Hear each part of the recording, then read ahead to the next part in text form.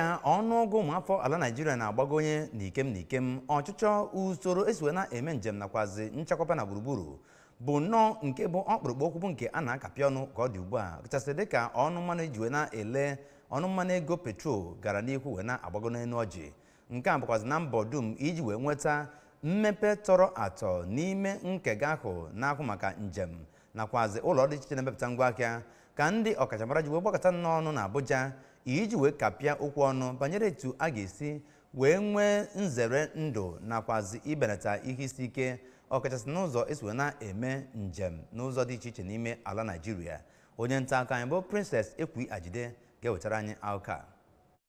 Ka onye minista maka njem Senetọ Ahmed Alkali onye nọchiri anya ya bụ onye enyemaka pụrụ iche n'ihe gbasara nka Dọkịta Shaibu Danwanka, gọọmenti etiti anaghị anazụ na mbọ ọ na-agba iji gbanwee ngalaba njem. Na semina ahụ onyeisi okwu Dọkịta Emeka Okengwu na onyeisi oche Ajaokuta Chamber of Commerce, Mines and Industry Bob Achanya mere ka ọha mara mkpa nke ngalaba njem ụgbọelu na akụ mmiri nke Naịjirịa maka ịkwalite ịdịgide na mmepe akụ na ụba site na Abuja. Princess Ekwunwego, akụkọ ụwa ABS.